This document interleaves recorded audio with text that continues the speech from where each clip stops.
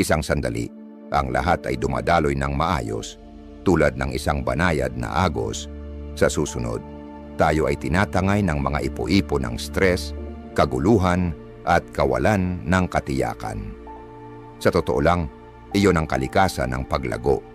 Isang serye ng mga hindi inaasahang hamon na nagpapilit sa atin na harapin ang mga bagay na hindi tayo handa.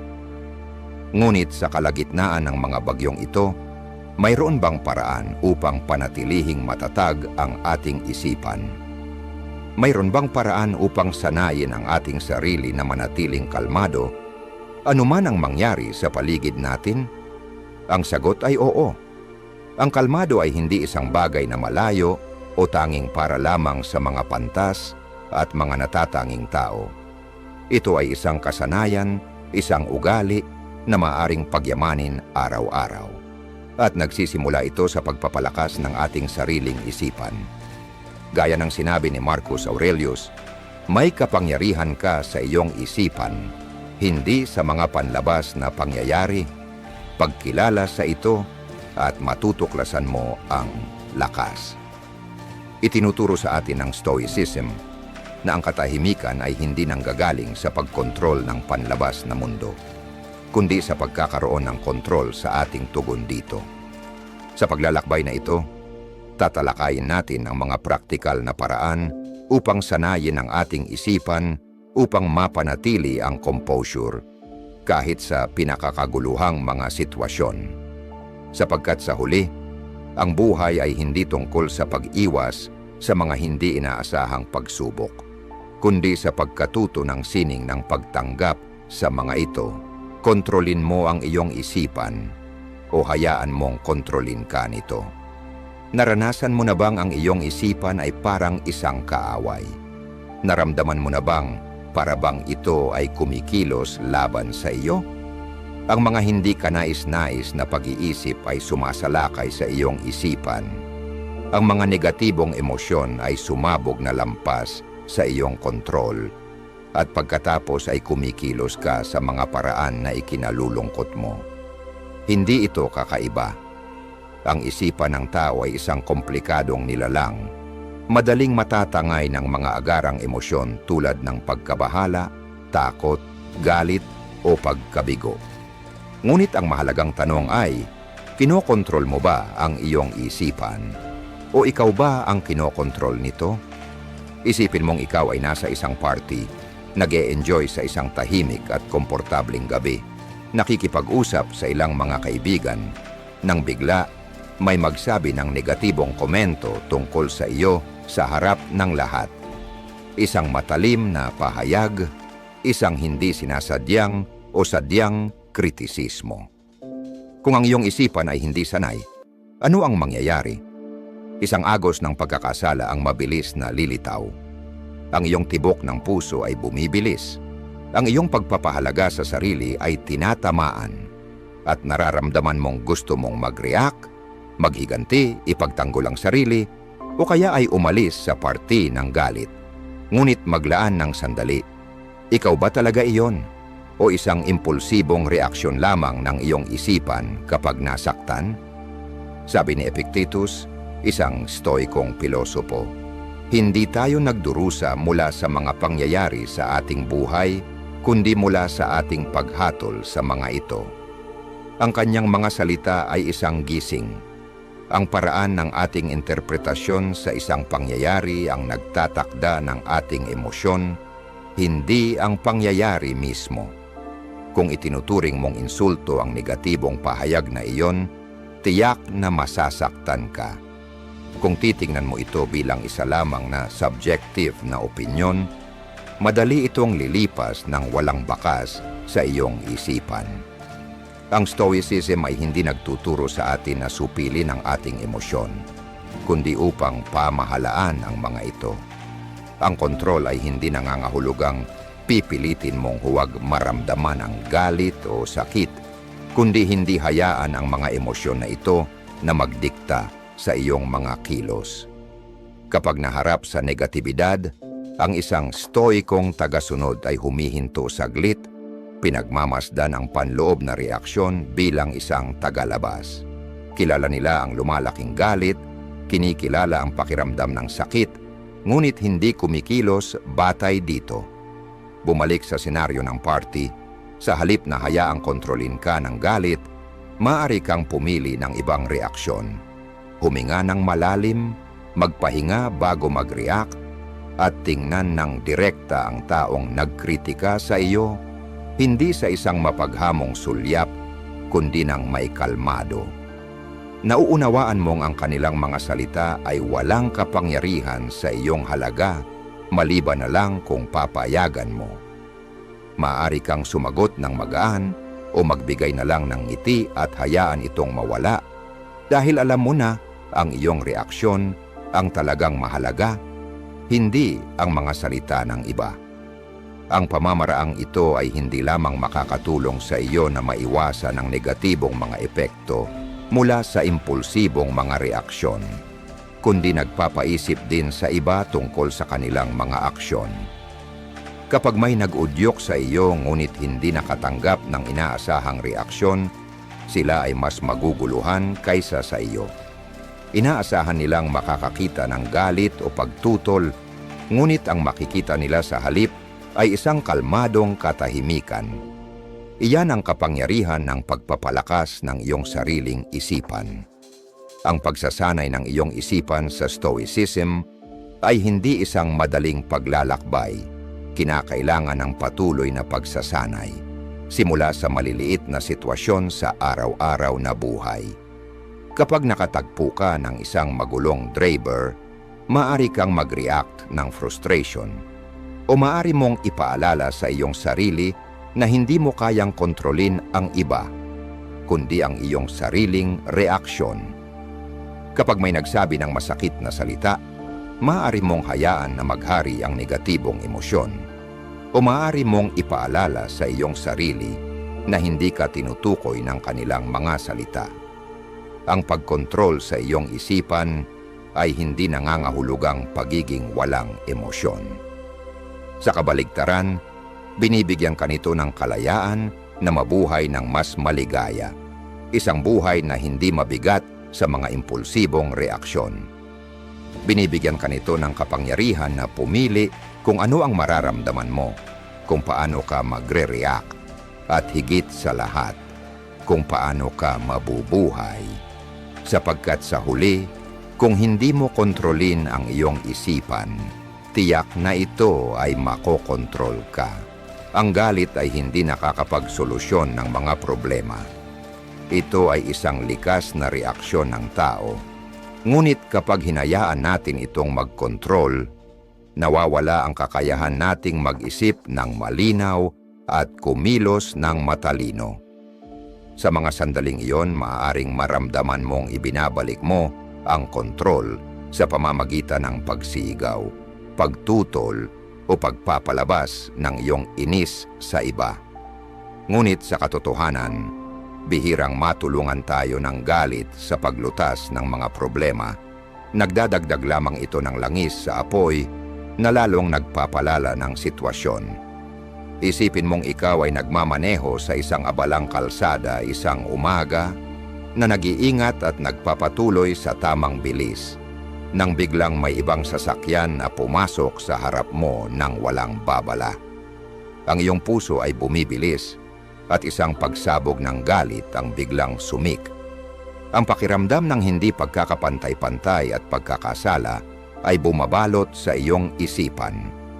Kung hindi mo ito makokontrol, maaaring magtulak ka ng mabilis upang habulin ang sasakyan, magbusina ng malakas, o magsigaw sa loob ng iyong sasakyan kahit na walang makaririnig. Ngunit maglaan ng sandali at itanong mo sa iyong sarili, makikinabang ba ang sitwasyon sa reaksyon na ito? Kung papayagan mong lamunin ka ng galit, ano kaya ang maaaring mangyari? Maaari kang magdulot ng aksidente, makapag-udyok ng isang delikadong hidwaan, at pinakamahalaga, mawalan ng kalmadong maaring pinili mong mapanatili. Ayon sa Stoicism, hindi natin kayang kontrolin ang mga aksyon ng iba. Ngunit tiyak na kayang-kaya nating kontrolin ang ating sariling mga reaksyon. Sabi ni Epictetus, hindi kung ano ang nangyayari sa iyo, kundi kung paano ka mag-react dito ang mahalaga. Ito ang susi sa pamamahala ng galit. Kapag may nagpasakit sa iyo, sa halip na mag-react agad, magpahinga saglit. Huminga ng malalim at itanong mo sa iyong sarili, tunay bang karapat-dapat itong magdulot sa akin ng pagkawala ng kapayapaan? Kung ang sagot ay hindi, ang galit na iyon ay hindi karapat-dapat sa iyong atensyon. Ang galit ay hindi kaaway, ito ay isang signal. Ipinapaalam nito na may mali, na tayo ay nasaktan, binabastos, o hindi pinapahalagahan. Ngunit sa halip na gamitin ito bilang dahilan upang sumabog, dapat natin itong tingnan bilang paalala upang matukoy ang tunay na isyu. Kapag ikaw ay nasaktan ng isang tao, kailangan mo bang magalit agad? O kailangan mong mag-isip kung bakit ka apektado ng kanilang ginawa? Kapag naharap sa hindi pagkakapantay-pantay, makikinabang ba ang sitwasyon sa pagsisigaw? O dapat mong maghanap ng mas matalinong paraan upang ipagtanggol ang iyong mga karapatan? Hindi mahalaga kung gaano kakasama ang mundo o kung gaano kabilis magalit ang mga tao. Ang iyong tunay na kapangyarihan ay nakasalalay sa kung paano ka mag-react. May mga tao na maaring magtangkang mag-offend sa iyo, ngunit ikaw ang may kapangyarihang protektahan ang iyong inner peace. Isang karaniwang maling akala na ang manahimik o hindi mag-react agad ay isang tanda ng kahinaan. Sa katotohanan, kabaligtaran ang totoo. Ang pagkontrol sa galit ay nangangailangan ng mataas na antas ng disiplina at mastery sa sarili. Ang taong madaling magalit ay kadalasan ang may pinakamaliit na kontrol. Sa kabilang banda, ang taong kayang tumayo sa gitna ng isang bagyo na tinitingnan ito ng hindi natatangay ay siyang pinakamalakas. At dito natin matutuklasan ang isang mas malalim na katotohanan. Ang kalmado ay hindi kahinaan, ito ay lakas. Ngunit bakit? Ano ang dahilan kung bakit ang katahimikan ay mas makapangyarihang sandata kaysa sa anumang salita? Ang sagot ay magbibigay sa iyo ng pagkakataong mag-isip, and that is exactly what we will explore next. Ang kalmado ay hindi kahinaan, ito ay lakas. Madalas iniisip ng lipunan na ang mga malalakas magsalita, pisikal na matatag, o mabilis magharap ng iba ang siyang may tunay na kapangyarihan. Sa mga pagpupulong, ang pinakamalakas magsalita ay madalas na itinuturing na pinakamaimpluwensya. Sa mga pagtatalo, ang pinakagalit na tao ay tila siyang nanalo. Ngunit kung titingnan mong mabuti, makikita mo ang isang ibang realidad. Ang tunay na lakas ay nasa pagkontrol sa sarili, hindi sa mga pagsabog ng galit. Ang taong kayang manatiling kalmado kahit sa mga pinakamahirap na kalagayan ay hindi lang malakas, kundi isang master ng kanyang sarili. Kapag may nagtaas ng boses sa iyo, ang natural mong reaksyon ay maghiganti. Nararamdaman mong ikaw ay tinatablan o ininsulto at nais mong tumugon agad. Ngunit itanong mo sa iyong sarili, makikinabang ba ang reaksyon na ito sa iyo? Sa karamihan ng mga kaso, ito ay maglalagay lamang sa iyo sa hindi paborableng posisyon. Ginagawa kang isang puppet ng emosyon. Ang galit ng kabilang tao ay magsisimulang magkontrol sa iyo, lilinlangin ang iyong kalinawan, at gagawin ang pag-uusap na walang katapusang pagtatalo. Ang isang tunay na malakas na tao ay nauunawaan na ang kalmado ay hindi passivity o pagsuko. Ito ay isang sinadyang estratehiya. Ang pagpapanatili ng composure ay nangangahulugang pagtangging, hayaang manipulahin ng iba ang iyong emosyon o hayaan ang mga panlabas na pangyayari na magdikta sa iyong kalagayan sa loob. Ang kalmadong ito ang nagbigay sa iyo ng pinakamalaking kapangyarihan, ang kakayahang kontrolin ang iyong sarili. Isipin mong ikaw ay nasa isang mahalagang pagpupulong kung saan isang kasamahan Marahil ay hindi kontento o nais na pagtagilid ang iyong opinyon, ang nagtatanggol ng iyong opinyon gamit ang matalim na tono. Ang buong silid ay naging tahimik, lahat ay nakatingin sa iyong reaksyon. Mayroon kang dalawang pagpipilian, maghiganti gamit ang parehong matalim na tono na magpapalala ng tensyon o manatiling kalmado, pagmamasdan ang sitwasyon at tumugon ng mahinahon ngunit matatag. Ang una ay magdudulot ng hidwaan, ngunit ang huli ay magbibigay sa iyo ng respeto, neutralisahin ang atake at magbibigay daan upang tumugon gamit ang rason at tiwala. Ipinakita ni Mahatma Gandhi ang kapangyarihan ng kalmado. Sa harap ng malupit na pamumuno ng British Empire, hindi siya gumamit ng karahasan. Niyakap niya ang ahimsa, non-violence, at satyagraha, truth force. Sa panahon ng 1930 Salt March, pinangunahan niya ang isang mapayapang 380 kilometro na protesta laban sa buwis ng asin ng mga Britanya. Bagamat walang armas at tahimik, ang kanilang determinasyon ay yumanig sa British Empire. Ang mga nang-api ay gumamit ng karahasan, ngunit nanatiling kalmado si Gandhi at ang kanyang mga tagasunod, kaya't nakamtan nila ang paghanga ng buong mundo. Pinatunayan niya na ang tunay na kapangyarihan ay hindi nakasalalay sa lakas ng katawan, kundi sa kakayahang manatiling matatag, matuwid, at may kontrol sa sarili. Ang mga taong madaling magalit ay hindi kasing lakas ng kanilang itsura. Ang pagsisigaw, pagbabanta o labis na reaksyon ay nagpapakita lamang ng kahinaan at kakulangan sa kontrol sa sariling emosyon. Ngunit kapag tinanggihan mong mag-react tulad ng inaasahan, binabalik mo ang kontrol. Binubuwag mo ang iyong kalaban at pinagtitibay ang isang mahalagang katotohanan. Ikaw ang may hawak ng kontrol, hindi sila. Ang manatiling kalmado sa mga mahihirap na sitwasyon ay hindi lamang isang kasanayan, ito ay isang pagpapakita ng dignidad. Ipinapakita nito na tinanggihan mong magpaapekto sa negatibidad o hayaang ang iba ang magdikta ng iyong emosyonal na kalagayan. Ang isang tunay na malakas na tao ay hindi kailangang magsigaw upang patunayan ang kanilang kapangyarihan. Nauunawaan nilang ang pinakamalaking lakas ay nasa pagkakaroon ng mastery sa kanilang sarili. At kapag natutunan mong kontrolin ang iyong sarili, walang makakapagsamantala sa iyo. Ang tunay na lakas ay hindi nanggagaling sa mga nangyayari sa paligid mo. Nagmumula ito sa loob. Kapag ikaw ay nanatiling kalmado, nanalo ka na. Bago pa man magsimula ang laban, ang buhay ay hindi patas, ngunit hindi ito mahalaga. Marahil naranasan mo na ito.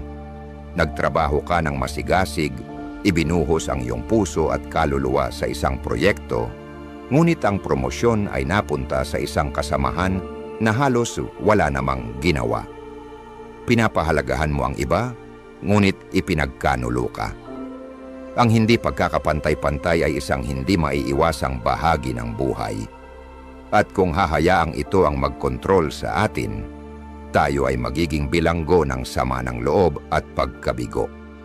Itinuturo sa atin ng Stoicism ang isang makapangyarihang katotohanan.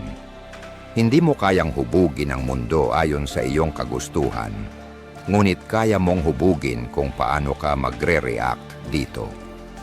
Sa halip na magdusa sa mga bagay na hindi mo kayang kontrolin, magtuon ka sa mga bagay na kaya mong kontrolin, ang iyong sarili.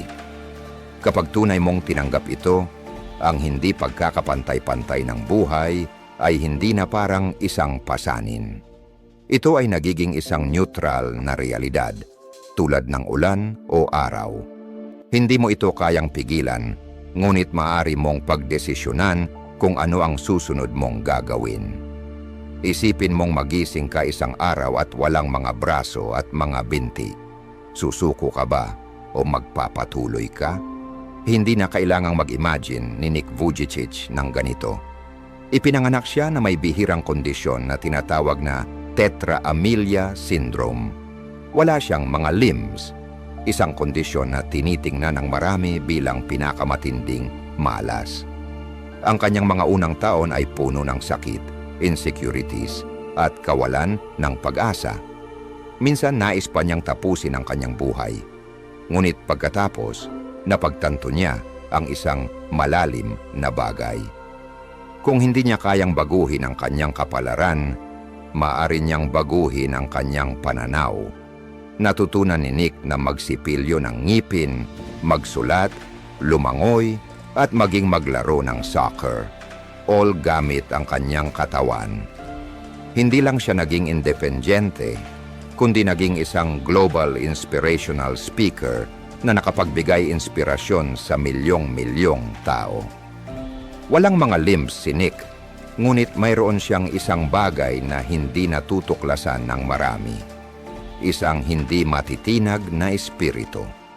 Siya ay buhay na patunay ng pilosopiya ng Stoicism. Hindi man natin kontrolado ang ating mga kalagayan, ngunit palagi nating kontrolado kung paano tayo magre-react. Iyan ang puso ng Stoicism. Isipin mong nakatayo ka sa gitna ng isang bagyo. Maaari kang sumigaw sa kalangitan o maaari mong hanapin ang silungan at gamitin ang pagkakataon upang magmuni at mag-grow. Ang isang tao na nalulunod sa sama ng loob ay palaging magiging bilanggo ng kanilang mga kalagayan. Ngunit ang isang stoic ay lilipad sa ibabaw ng mga ito. Kaya, paano natin ia-apply ang mindset na ito? Tuwing nararamdaman mong ikaw ay hindi pinahalagahan, itanong mo sa iyong sarili, ang galit o reklamo ba ay magbabago sa sitwasyon? Kung ang sagot ay hindi, mas mabuti pang ilaan mo ang iyong enerhiya sa mga bagay na mas mahalaga, ang iyong paglago, ang iyong mindset, ang iyong mga aksyon. Hindi patas ang buhay, ngunit hindi iyon mahalaga. Ang mahalaga ay kung paano ka magre-react. Pababayaan mo ba ang hindi pagkakapantay-pantay na sirain ka o gagamitin mo ito upang maging mas malakas? Bago tayo magpatuloy, maaari ba akong humingi ng isang maliit na pabor? Kung nasisiyahan ka sa paglalakbay na ito at ngayon ay ngumingiti, pakipindot naman ang like button. At kung hindi mo pa nagagawa, huwag kalimutang mag-subscribe. Bakit? Dahil ang bawat like at subscription ay nagsasabi sa YouTube, mahalaga ang content na ito. Nakakatulong ito upang kumalat ang positibong enerhiya sa mas maraming tao, mga taong tulad mo na handang mag-grow at mag-improve. Kaya't ipagpatuloy natin ang momentum at ipamahagi ang kasiyahan. Ngayon isipin ang isang kamakailang pagkakataon na nawala ang iyong kontrol. Marahil may isang tao na nag-insulto sa iyo o isang magaspang na araw ang nagdulot ng iyong pagsabog sa galit. Talaga bang nawala ang iyong kontrol? O ito ba ay isang desisyon? Alamin natin ang sagot na ito sa susunod na seksyon. Ang pagkawala ng kontrol ay isang desisyon. Karamihan sa atin ay naniniwala na ang ating mga emosyon ay naaapektuhan ng mga panlabas na kalagayan, kung paano tayo tratuhin ng iba o ng mga hindi inaasahang sitwasyon na nangyayari. Ngunit kung susuriin mo ito ng mabuti, mapapansin mong hindi natin nawawala ang kontrol dahil sa iba. Nawawala tayo ng kontrol dahil pinipili natin ito. Isipin mo ang isang pamilyar na sitwasyon. Nakatayo ka sa pila sa isang supermarket checkout at may isang tao na walang kaloyang dumaan sa harap mo. Tumaas ang galit, bumilis ang tibok ng iyong puso, nagkakaba ang iyong mga kamay, at may bahagi sa iyo na gustong mag-react agad. Ngunit saka mo naaalala ang isang pangunahing prinsipyo ng Stoicism. Hindi mo kayang kontrolin ang mga aksyon ng ibang tao, ngunit palagi mong kayang kontrolin ang iyong reaksyon. Sa sandaling iyon, mayroon kang dalawang pagpipilian. Hayaan mong ang galit ang mangibabaw o manatiling kalmado at kumilos ng may dignidad. Sinabi ni Epictetus, isa sa mga dakilang Stoic philosophers, tandaan, hindi sapat na ikaw ay tamaan o insultuhin upang masaktan. Kailangan mong paniwalaan na ikaw ay nasaktan. Ang malalim na katotohanang ito ay nagpapaalala sa atin na walang makakagambala sa ating inner peace, maliban kung papayagan natin ito. Kapag ikaw ay ininsulto at naging galit, ibinibigay mo sa kanila ang kontrol ng iyong emosyonal na estado. Kung ang isang biglaang krisis ay nagdudulot sa iyo ng panik, ito ay dahil pinayagan mong kontrolin ng takot ang iyong isipan.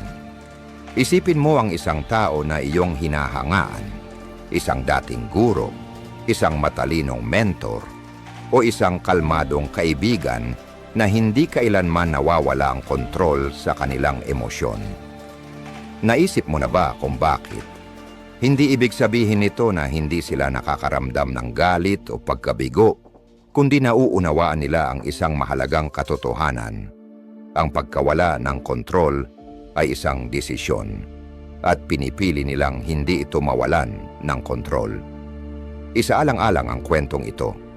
Isang araw sa isang masikip na tren tuwing rush hour, aksidenteng tinapakan ng isang binata ang paa ng isang matandang lalaki. Agad na humingi ng paumanhin ang binata, ngunit kalmado lamang na tumango ang matandang lalaki at nagpatuloy sa pagbabasa ng kanyang libro. Isang pasahero na nagulat ang nagtanong, "Bakit hindi ka nagalit? Kung ako yan, pinagsabihan ko siya." Ang matandang lalaki ay ngumiti at sumagot, "Hindi niya naman sinadyang gawin iyon.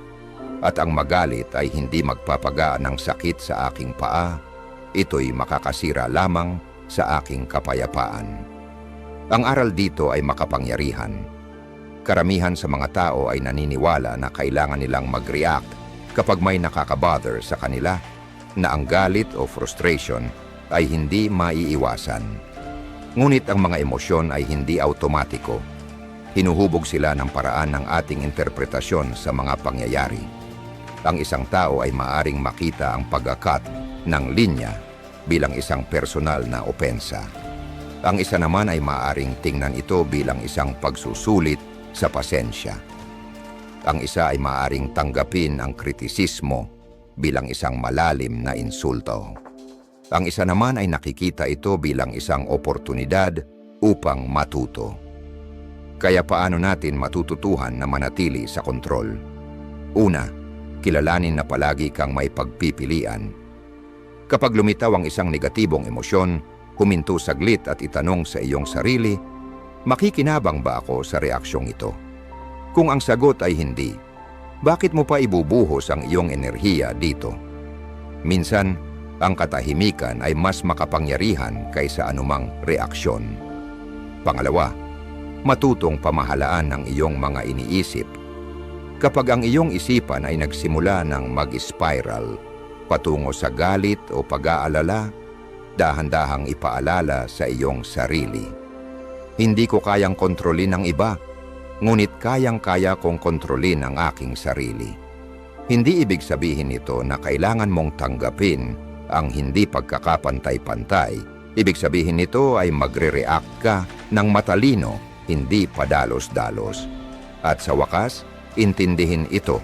Ang tunay na lakas ay hindi nakasalalay sa kung gaano kalakas mag-react, kundi sa kung gaano kakalmado at matatag.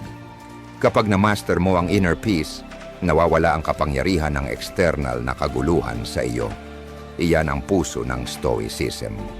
Hindi mo kayang kontrolin ang mundo, ngunit palagi mong kayang kontrolin kung paano mo ito titingnan.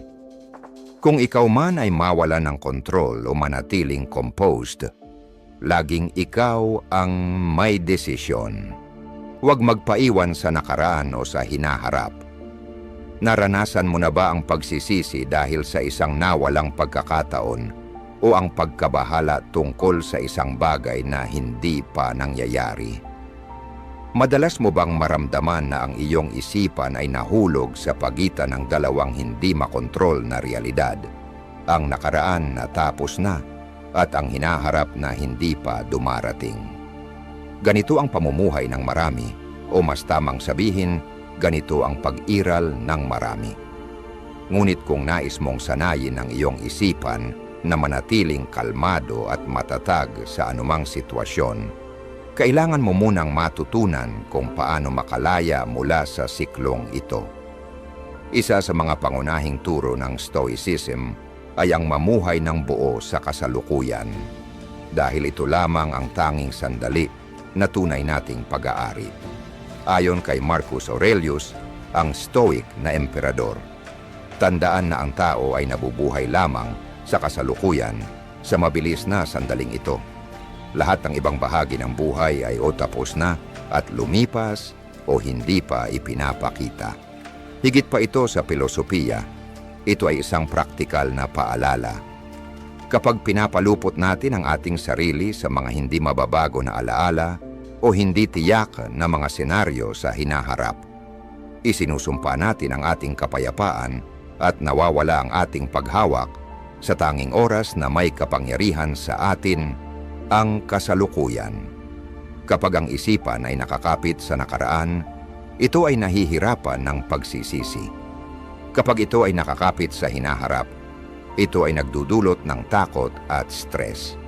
Ngunit kapag dinala natin ang ating atensyon sa kasalukuyan, binubuksan natin ang kapangyarihan na kumilos, magbago, at kontrolin ang ating sarili. Ang susi sa pagbuo ng ganitong mentalidad ay nasa pagiging ma-mindful, isang kasanayan na tinanggap ng mga Stoic noong mga panahon pa bago ito maging moderno. Hindi ito nangangailangan ng mga oras ng pagmumuni-muni o pag-iisa mula sa mundo. Sa halip, ito ay nangangailangan ng isang simpleng ngunit tuloy-tuloy na gawi, isang muling pagbabalik sa kasalukuyan.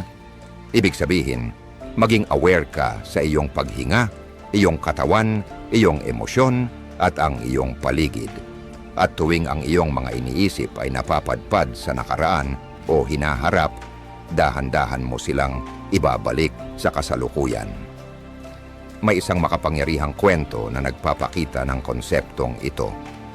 Si Novak Djokovic, isa sa mga pinakamahusay na manlalaro ng tennis sa ating panahon, ay minsang inamin na siya ay dati nagmumuni tungkol sa mga pagkatalo sa nakaraan o nag-aalala tungkol sa mga posibleng mangyari sa hinaharap. Ang ingay sa isipan na ito ay nakakaapekto sa kanyang fokus at emosyonal na kontrol sa mga mahahalagang sandali. Ngunit nagbago ang lahat nang magsimula siyang tingnan ang bawat punto bilang isang bagong sandali. Sa halip na muling balikan ang mga pagkakamali o matakot sa kung ano ang mangyayari, pinili niyang magtuon ng pansin sa kasalukuyan. Ang pagbabagong ito ay nagbigay sa kanya ng pagkakataong muling makuha ang kanyang composure, pinatalas ang kanyang mga desisyon, at sa huli ay nalampasan ang mga pinakamahihirap na kalaban. Ang kanyang paglalakbay ay isang paalala na ang tunay na tagumpay ay hindi lamang nakasalalay sa kasanayan o paghahanda. Ito ay tungkol sa disiplina sa isipan, tungkol sa pagpapamaster ng iyong focus. Hindi lang ito naaangkop sa sports. Maari itong ilapat sa bawat aspeto ng buhay. Kung papayagan mong kontrolin ka ng nakaraan o hinaharap, hindi mo tunay na mararanasan ang buhay. Ngunit kapag ikaw ay nakatapak sa kasalukuyan, matatagpuan mo ang kapayapaan, lakas, at kalinawan, and kasama nito ang kakayahang harapin ang buhay ayon sa iyong mga kondisyon. Kaya, ikaw, madalas ka bang mahulog sa mga lumang alaala o mag-alala tungkol sa mga susunod na mangyayari? Ang buhay ay magulo, ngunit ang kalmado ay nasa loob mo. Ang buhay ay isang serye ng mga hindi inaasahang pangyayari. Maaring magising ka na inaasahan ng isang magandang araw, ngunit sa ilang saglit, lahat ay maaring magbago. Isang biglaang mensahe, isang mainit na argumento, isang hindi inaasahang krisis. Ang kaguluhan ay ang natural na ritmo ng mundo. Ngunit sa kabila ng lahat ng kaguluhan, Isang bagay ang palaging nasa ilalim ng iyong kontrol, ang iyong isipan at ang iyong mga reaksyon. Naisip mo na ba na ang iyong kalmado sa gitna ng kaguluhan ay isa sa iyong pinakamalalaking lakas? Kapag ang lahat sa iyong paligid ay napapaligiran ng tensyon o takot, ang isang nananatiling kalmado ay hindi mahina, sila ay makapangyarihan. Hindi mo kayang kontrolin ang mundo sa labas, ngunit kayang-kaya mong kontrolin kung paano ka tutugon dito. Kapag ganap mong naunawaan ito, matutuklasan mo ang isang pambihirang bagay. Ang iyong kakayahang manatiling kalmado ay nagiging iyong personal na superpower. Ang katahimikan ay hindi kahinaan. Hindi ito pasibidad. Ito ay lakas. Lakas ng isang tao na pinipili na huwag pag-alipinan ng emosyon. Isipin mo ito. Nagmamaneho ka sa isang mataong kalsada. Biglang may isang driver na pumasok sa harap mo na nagpapilit sa iyo na magpreno ng malakas. Maaari kang magalit, magbusina, magmura. Ngunit tanungin mo ang iyong sarili. Mababago ba ng reaksyong iyon ang sitwasyon? Magpapagaan ba ito ng iyong pakiramdam o magdudulot lamang ng dagdag na stress? Ngayon, imaginin mong tumugon ng iba. Huminga ka. Paalalahanan mo ang iyong sarili na ang galit ay hindi makakabuti sa sitwasyon. Pinipili mong magpatuloy na magmaneho ng kalmado, mag-focus sa iyong paglalakbay, imbes na hayaan mong sirain ng maling desisyon ng iba ang iyong estado ng isipan. Sa sandaling iyon, hindi mo lang iniiwasan ang alitan, pinoprotektahan mo ang iyong kapayapaan, kalusugan, at kalinawan. Ang mga ganitong sandali ay nangyayari araw-araw. May isang tao na nakakasakit sa iyo, may isang proyekto na nabigo, may isang kaibigan na nagtaksil sa iyong tiwala. Ngunit sa bawat pagkakataon, ang pinakamahalaga ay hindi kung ano ang nangyari, kundi kung paano ka tumugon. Kapag pinayagan mong sumabog ang iyong emosyon, isinusumpa mo ang iyong kapangyarihan sa mga pangyayari. Ngunit kapag nanatili kang kalmado, kinuha mo ang kontrol. Ang mga galit na tao ay nais na magalit ka rin. Ang mga nag-aalala na tao ay nais na mag-alala ka rin. Ngunit kapag pinili mo ang kapayapaan, binabasag mo ang emosyonal na reaksyon ng iba. Ang kalmado ay hindi kawalan ng pakialam. Hindi ito pagtakas.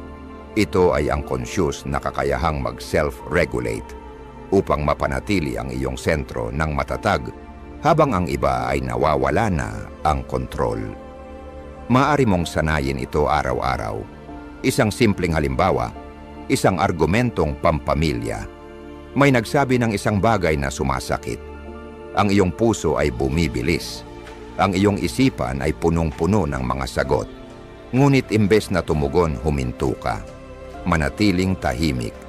Bigyan mo ang ibang tao ng pagkakataon na marinig ang kanilang mga salita. Baka mapansin nila ang kanilang pagkakamali. Baka hindi. Ngunit hindi kanila madadala sa bagyong kanilang nililikha. Ang tagumpay ay hindi tungkol sa pagkakaroon ng huling salita. Ang tunay na tagumpay ay nasa pagpapanatili ng kontrol. Oo, susubukin ka ng buhay. Ngunit tandaan, ang mga pangyayari ay hindi nagtatakda sa iyo. Ang iyong tugon ang nagtatakda sa iyo. Mayroong malakas na kapangyarihan sa katahimikan. Hindi ito tanda ng pagkatalo. Ito ay isang pahayag ng lakas. Kapag natutunan mong manatiling kalmado sa anumang sitwasyon, hindi lamang mo pinamamahalaan ang iyong mga emosyon, kinokontrol mo ang iyong kapalaran. Kaya kapag dumating ang bagyong dala ng buhay at darating ito, tanungin mo ang iyong sarili. Ako ba ay matatangay o tatayo ba ako ng matatag sa katahimikan ng lakas? Ang sagot ay nasa loob mo. Huwag hayaan na ikaw ay tukuyin ng mga pangyayari. Ang buhay ay isang walang katapusang agos ng mga pangyayari. Minsan ipinanganak tayo sa kalagayan ng paghihirap, lumalaki sa mga pagsubok, at hinaharap ang mga hamon na tila imposibleng malampasan. Sa mga sandaling iyon, isang tanong ang madalas na bumangon sa ating isipan. Maari ba nating baguhin ang ating kapalaran? Nagbibigay ang Stoicism ng malinaw na sagot. Ang mga pangyayari ay hindi nagtatakda kung sino ka. Tanging ang iyong tugon sa mga pangyayaring iyon ang nagtatakda kung sino ka. Isipin mo ang isang batang ipinanganak sa kahirapan. Mula sa murang edad, naririnig niyang nagbubulungan ang mga tao sa paligid niya. Ang batang ito ay walang patutunguhan. Paano ba mababago ng isang taong ipinanganak sa ganitong kalagayan ang kanyang buhay? Tinitingnan siya ng lipunan na may awa, na parang ang kanyang kapalaran ay tapos na. Sa una, pinaniniwalaan niya ang mga salitang ito. Iniisip niya na ang kahirapan ay isang sentensya, na wala siyang karapatang mangarap ng higit pa sa kung ano ang mayroon siya. Ngunit isang araw napagtanto niya ang isang bagay. Ang mga pangyayari ay isang pansamantalang tagpo lamang, hindi isang walang hanggang pagkakakilanlan. Kung patuloy niyang tatanggapin ang ipinapataw ng iba sa kanya, kung papayag siyang tukuyin siya ng mga pangyayaring iyon, siya na rin ang magpapahinto sa kanyang sariling hinaharap. Kaya't nagsimula siyang magbago. Dahan-dahan natututo siya, nagsasanay, naghahanap ng mga pagkakataon at patuloy na lumalaban. Itinuturo sa atin ng Stoicism na hindi natin kontrolado kung ano ang mangyayari sa atin, ngunit kontrolado natin kung paano tayo tutugon dito. Ayon kay Epictetus, isa sa mga dakilang pilosopong Stoic, hindi ang nangyayari sa iyo, kundi kung paano ka tumugon dito ang mahalaga. Ang kasabihang ito ay sumasalamin sa pinakapuso ng Stoicism, ang kalmado sa harap ng mga pagsubok. Ang iyong mga pinagdaanan ay hindi nagtatakda kung sino ka. Ang iyong pananaw sa mga karanasang iyon ang tunay na humuhubog sa iyo. Kapag humaharap sa mga hamon, mayroon kang dalawang pagpipilian. Hayaan mong tukuyin ka ng mga pangyayari o tukuyin mo ang iyong sarili sa pamamagitan ng kung paano ka tumugon. Ang mga taong hayaan ang mga pangyayari na kontrolin sila ay makadarama ng kawalan ng pag-asa, sisihin ang kanilang kapalaran, at maniwala na wala silang magagawa upang baguhin ang kanilang realidad. Ngunit ang mga nakakaintindi sa espiritu ng Stoicism ay magkakaroon ng ibang pananaw. Tinatanggap nila ang realidad, ngunit hindi nila hinahayaan na ito ang magtakda ng kanilang pag-iisip. Naghahanap sila ng solusyon imbis na magdwell sa mga reklamo. Bumalik tayo sa kwento ng batang mahirap. Ang nagpagbago sa kanya ay hindi isang himala, kundi isang pagbabago sa kanyang mindset. Hindi ako ang aking mga pangyayari. Maaari kong maging kahit sino kung magpupursige ako at magsusumikap. Napagtanto niyang ang mga limitasyong ipinatong ng iba sa kanya ay may kapangyarihan lamang kung tatanggapin niya ito. Sa pamamagitan ng determinasyon, napagtagumpayan niya ang lahat ng hadlang at naging matagumpay sa kanyang sariling paraan. Maaring ikaw ay nasa hindi ka nais-nais na sitwasyon. Marahil ipinanganak ka sa kahirapan o hinaharap mo ang mga pagsubok na tila mahirap malampasan. Ngunit tandaan, hindi ka tinutukoy ng iyong pinagdadaanan. Ang pagharap sa pagsubok ng kalmado, nang hindi hinahayaan ng mga pangyayari na mag-alinlangan ka sa iyong sarili, ay ang esensya ng isang Stoic mindset. Kapag may gustong magbigay label sa iyo, kapag nais ng mundo na paniwalaan mong hindi mo kayang magbago, manatili kang tahimik, harapin ang katotohanan, at paalalahanan ang iyong sarili. Hindi ako limitado ng mga pangyayari. Ako ang nagtatakda ng aking sariling landas. Kapag pinanatili mo ang iyong composure sa anumang sitwasyon, kapag nauunawaan mo na ang tunay na lakas ay nasa kung paano ka tumugon sa mundo, walang makakayanig sa iyo. Ang kalmado ay hindi isang likas na reaksyon. Ito ay isang kasanayan na kailangang linangin. Binibigyang diin ng mga Stoic na pilosopo tulad ni Marcus Aurelius, Seneca at Epictetus na ang ating pag-iisip, hindi ang ating mga pangyayari ang nagtatakda ng ating panloob na kapayapaan. Kapag natutunan mong kontrolin ang iyong mga reaksyon, hindi lamang ang iyong mga emosyon ang iyong pinamamahalaan, kundi pati na rin kung paano ka naaapektuhan ng mundo. Ang makapangyarihang katahimikan, isang kalmadong ugali, at ang kakayahang tumayo ng matatag ay mga pagpapakita ng isang disiplinadong isipan. Kaya, paano naman ikaw? Sa iyong araw-araw na buhay, na-apply mo na ba ang Stoic na kalmado? May mga sitwasyon ba kung saan nahihirapan kang kontrolin ang iyong mga emosyon? Malaya kang magbahagi ng iyong mga pananaw sa mga komento sa ibaba. Gusto ko sanang marinig ang iyong pananaw